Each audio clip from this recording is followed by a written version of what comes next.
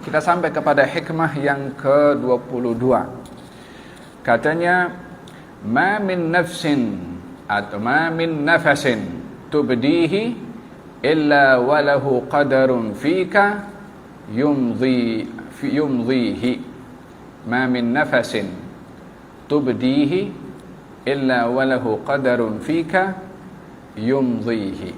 Artinya, setiap nafas yang engkau hembuskan adalah sebahagian daripada takdirnya Allah untuk kamu yang telah Dia, yakni Allah, tetapkan jua untuk kamu. Setiap nafas yang engkau hembuskan adalah sebahagian daripada takdirnya Allah untuk kamu yang telah ditetapkan oleh Allah untuk kamu. Al-Imam Ibn Atha'illah As-Sakandari berbicara tentang segala sesuatu yang ada di alam ini, bukan hanya di bumi, tapi di seluruh alam atau alam semesta, termasuk nafas manusia, gerakan hati di dalam dada seseorang, suara yang terlintas, kesemua itu tidak terlepas daripada qada dan qadarnya Allah Subhanahu wa taala ke atas makhluknya.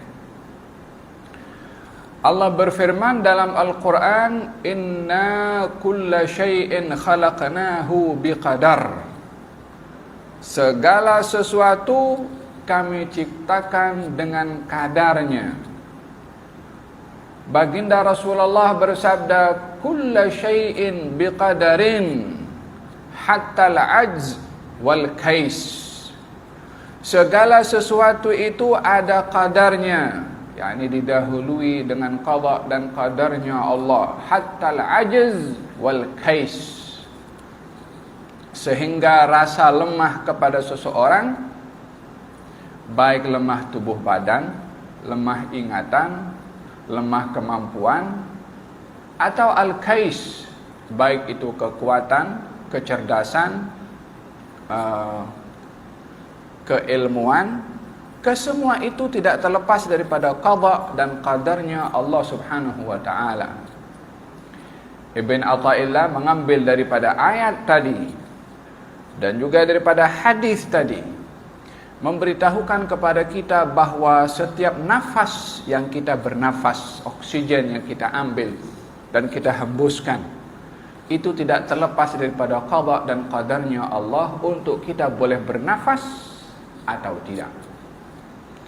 Ibn Atha'illah Sakandari mengambil daripada ayat dan hadis tersebut.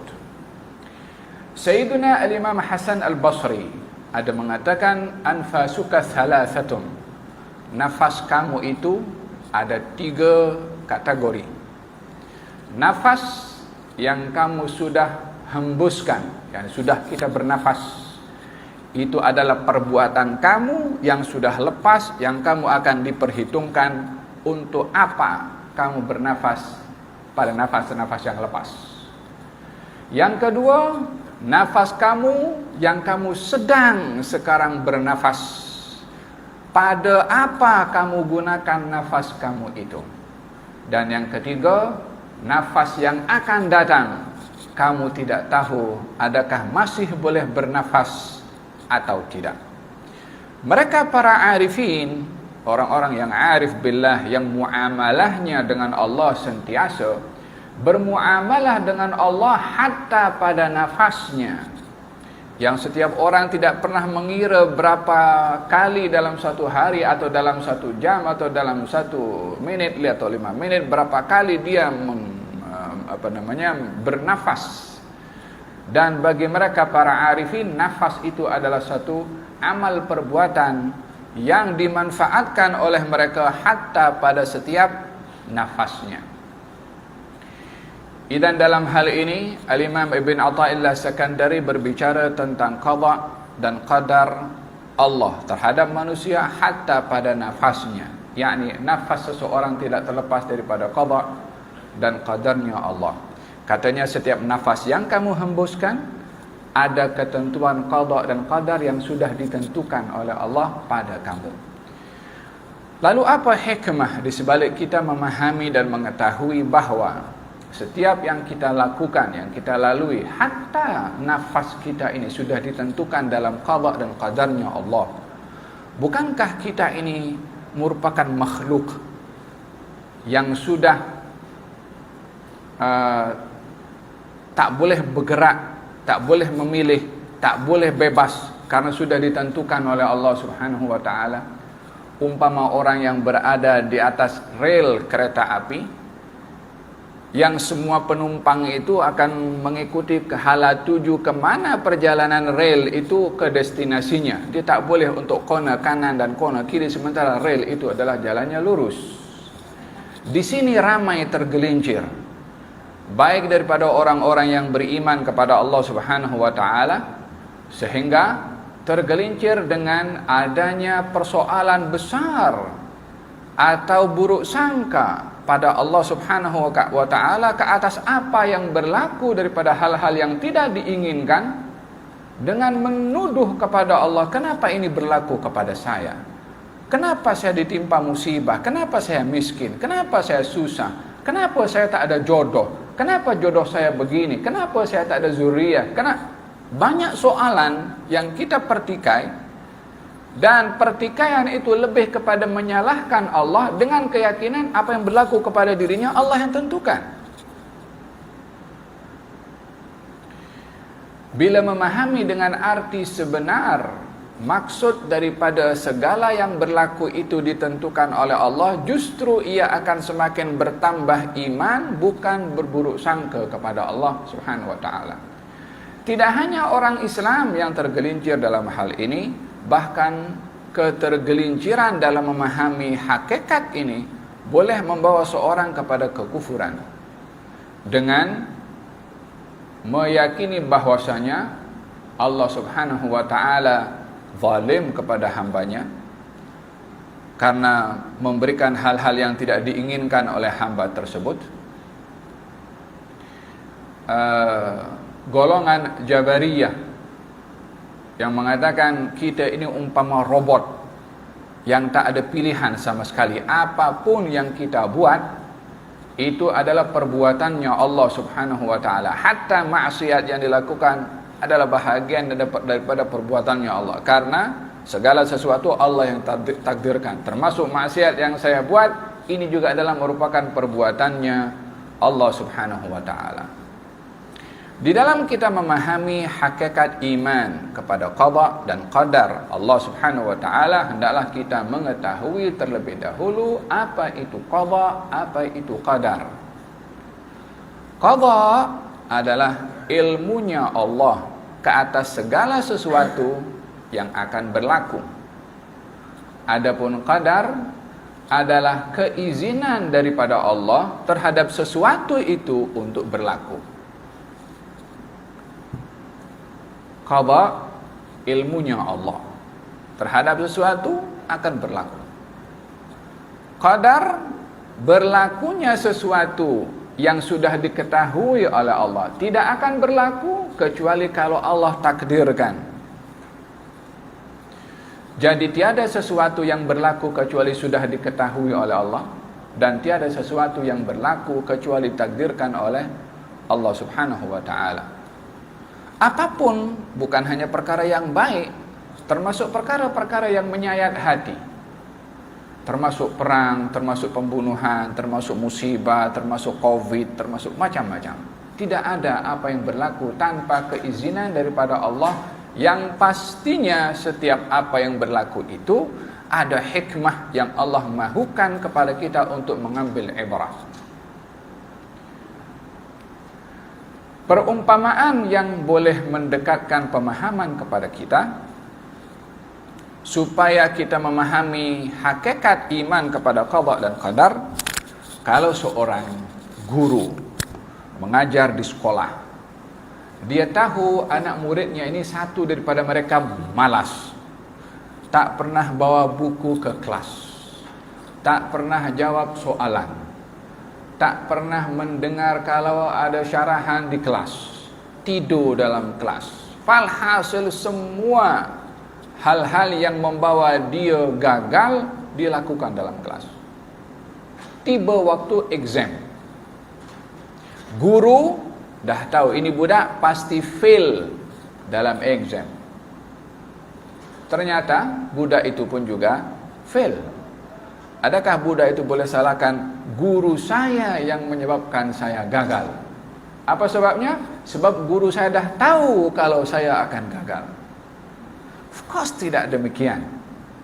Kegagalan itu bersebab karena murid tadi malas, tidak belajar, tidak mutalaah, bukan karena gurunya tahu murid itu gagal, tapi karena murid itu memilih untuk mengambil langkah-langkah dan sebab-sebab yang menggagalkan dirinya, bukan karena pengetahuan guru kalau murid itu akan gagal. Sama juga Allah subhanahu wa ta'ala kalau tahu fulan ini akan begini, berlaku begini, kena adab, wala iman, wala kufur, diketahui oleh Allah subhanahu wa ta'ala. Tetapi pilihan untuk memilih iman atau kufur, taat atau maksiat, itu pilihan hamba itu sendiri. Bagaimana boleh jadi pilihan hamba itu sendiri? Allah beri akal, Allah hantarkan Nabi, Allah hantarkan Quran, Allah berikan hati nurani, Allah berikan bukti, segala-galanya diberikan, tapi dia memilih untuk kufur, lalu diazab oleh Allah. Ini saya kufur sebabnya Allah mengkufurkan saya. Saya diazab karena Allah yang menyebabkan saya sesat sehingga saya diazab. Yahdi man yasha wa yudhillu man yasha. Allah memberi hidayah kepada siapa dikehendaki, Allah menyesatkan siapa dikehendaki. Maksudnya orang yang memilih untuk sesat, takdirnya dia akan sesat. Orang yang memilih hidayah, takdirnya dia akan diberi hidayah. Ini daripada memahami aspek iman kepada qada dan qadar ke atas apa yang berlaku. Dan di dalam memahami hakikat iman kepada qada dan qadar ke atas apa yang berlaku kepada kita, justru akan memberikan kekuatan kepada kita berhadapan dengan segala rintangan di dalam hidup ini. Segala cabaran dalam hidup ini, manusia dalam hidup tidak terlepas daripada dugaan. Bagi orang yang memahami hakikat iman kepada qada dan qadarnya Allah subhanahu wa ta'ala, dia bukan berpangku tangan duduk di rumah, rezeki sudah dijamin, kalau memang rezeki saya datang tak akan kemana, duduk kat rumah. Syurga saya sudah dijamin atau neraka sudah dijamin, apapun amalan yang saya buat tak akan mempengaruhi nasib yang Allah dah tentukan untuk saya, baik atau tidak. Kalau saya berbuat baik pun, kalau nasib saya masuk neraka, buat apa saya beramal? Kalau saya ditentukan masuk surga, amal saya pun tak akan membuatkan apa-apa, saya mengubah apa yang Allah tentukan pada nasib saya. Terkadang orang akan berpikir demikian. Di dalam Al-Quranul Karim, Allah subhanahu wa ta'ala mengajarkan kepada hamba-hambanya tentang ketentuan-ketentuan yang Allah tentukan. Itu adalah ilmu ghaib yang hanya Allah tahu, dan tiada manusia berhak untuk menghukum apa yang diketahui oleh Allah yang tidak diketahui oleh dirinya. Yang boleh dilakukan oleh manusia adalah apa yang patut dia lakukan berdasarkan dengan pengetahuannya. Apa yang manusia tahu tentang dirinya, dia kena mesti bekerja untuk mencari rezeki, dia kena mesti beramal untuk meraih syurga, dia kena berbuat taat untuk diberi pahala, dia kena menghindar daripada maksiat untuk mengelak daripada hukum. Umpama layaknya orang jalan dekat traffic light atau di jalan raya, dia menghindari daripada hal-hal yang boleh dirinya kena saman. Sama juga dalam muamalah kita dengan Allah subhanahu wa ta'ala. Hanya ketika seseorang itu beramal atau mengambil langkah sebab, tidak meletakkan ketergantungan nasibnya itu kepada sebab. Kalau saya bekerja pasti dapat rezeki, kalau saya berubat pasti saya sembuh. Di sini dia telah meletakkan keyakinannya pada sebab dan bukan pada ketentuan qada dan qadarnya Allah terhadap dirinya. Kalau segala sesuatu itu dicapai dengan sebab, maka tak ada guna iman kepada qada dan qadar. Bergantung saja kepada sebab. Akan tetapi karena segala sesuatu tidak terlepas daripada iman kepada qada dan qadar akan ketentuan yang Allah sudah tentukan, maka di sini kita meletakkan sebab adalah wasilah, namun hasil daripada sebab Allah yang menentukan kepada kita. Seseorang berusaha untuk mencari rezeki, dia tahu kerjanya adalah wasilah, tapi kalau tidak dapat rezeki yang dicarinya, dia beriman kepada qada dan qadarnya Allah. Saya sudah mengambil sebab, Allah yang tentukan nasibnya. Saya sudah berubat, sudah mengambil usaha, tapi tak kunjung tiba kesembuhan. Saya sudah mengambil sebab, yang menentukan nasib daripada sebab itu adalah Allah Subhanahu wa taala. Dengan demikian barulah kita akan mencapai kesempurnaan iman kepada qada dan qadar dengan mengambil sebab tanpa meletakkan ketergantungan kepada sebab. Fa'asa an takrahu syai'an fahuwa khairul lakum wa asa an tuhibbu syai'an wa huwa syarrul lakum. Ada kalanya kamu itu suka kepada sesuatu, namun apa yang kamu suka itu tidak membawa kebaikan pada kamu. Ada kalanya kamu tidak suka kepada sesuatu, namun yang kamu tidak suka pada sesuatu itu justru membawa kebaikan kepada kamu. Jadi apa yang kita lakukan belum tentu itu memberi kebaikan kepada kita di mata Allah Subhanahu wa taala. Namun yang ditentukan oleh Allah, walaupun kita tidak menyukainya, itu adalah kebaikan bagi kita, karena yang maha mengetahui nasib kita adalah Allah Subhanahu wa taala, baik di masa kini atau di masa akan datang. Dan dalam hal ini kadang-kadang orang bertanya kan, jodoh itu sudah ditakdirkan atau bukan? Nah, mungkin yang terlambat datang jodohnya atau tak menjadi, dia akan menyoal jodoh ini takdir atau nasib. Yani apa bezanya takdir atau nasib? Tidak ada daripada keduanya yang akan terkeluar daripada hakikat iman kepada qada dan qadarnya Allah Subhanahu wa taala. Artinya apa? Ada orang yang berusaha untuk berkahwin tapi tak kunjung tiba jodoh, baik laki-laki atau perempuan, dan nak jadi sikit tak jadi. Adakah bermakna dalam hari ini dia tiada nasib untuk berkahwin? Dia bukan begitu maknanya. Tidak difahami seperti itu. Yang boleh diambil oleh manusia dalam hal ini adalah tidak berhenti untuk berusaha. Namun yang menentukan penghujungnya jadi atau tidak adalah dalam ilmunya Allah Subhanahu wa taala, yang kita sebagai hamba tidak ada otoriti untuk mengetahui apa yang sudah secara independen diketahui oleh Allah Subhanahu wa taala daripada ilmunya. Jadi bila sampai kepada satu peringkat sudut yang kita tidak dapat untuk mengetahui apa yang sudah kita lakukan itu natijahnya apa, di situ kita serahkan kepada Allah Subhanahu wa taala. Yang kedua, daripada hal ini kita dapat memahami atau dalam iman qada dan qadarnya Allah dan mengambil sebab dan resiko daripada hasil sebab itu yang menentukan adalah Allah. Orang tak akan takut dalam hidup di atas muka bumi ini apapun cabarannya, apapun rintangannya, dan dia tidak teragak-agak untuk mengambil langkah kalau sudah dilihat ini sebabnya sudah jelas, dan baki adalah tawakal kepada Allah. Apapun rintangannya dia akan maju, karena apa yang ditentukan oleh Allah pasti akan berlaku kepadanya, baik itu ketentuan yang diinginkan atau sebaliknya. Kalau Sayyidina Khalid ibn al-Walid, sebelum saya tutup, Khalid ibn al-Walid dia menghadiri peperangan, banyak kali hadir peperangan dan ingin mendapatkan syahid di jalan Allah Subhanahu wa taala. Tapi setiap kali peperangan demi peperangan yang dihadirinya, dia tak pernah gugur dalam peperangan itu, selalu dia selamat dan berjaya. Sehingga sampai ke penghujung hidupnya, beliau sakit di atas pembaringannya dan ajal tiba kepada beliau saat beliau berada di atas katil di rumahnya. Katanya, saya ini ingin mendapatkan syahadah selama perjuangan yang dihadiri olehnya, yakni berjuang dengan gigihnya ingin mendapatkan syahid. yang Allah tentukan dia meninggal di rumahnya.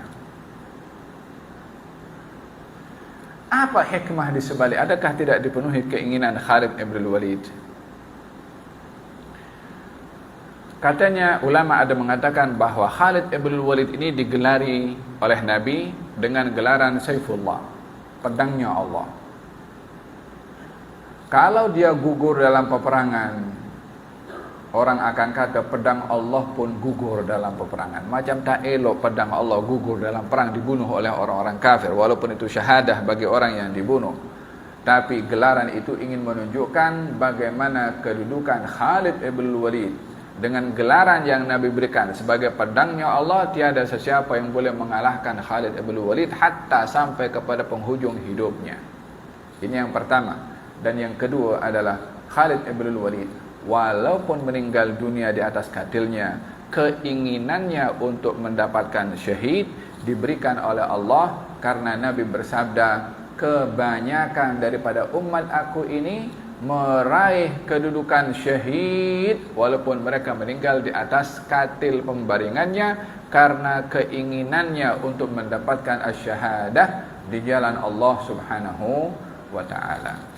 Keinginan Khalid ibn Walid tidak tercapai. Allah berkehendak yang lain. Dalam hadits qudsi, Allah berfirman kepada Daud alaihi salam, "Ya Daud, engkau berkeinginan, aku pun berkeinginan. Kalau engkau serahkan keinginanmu kepada keinginanku, aku penuhi keinginanmu. Tapi kalau engkau berpaling daripada keinginanku kepada keinginanmu, tidak akan berlaku kecuali apa yang aku inginkan."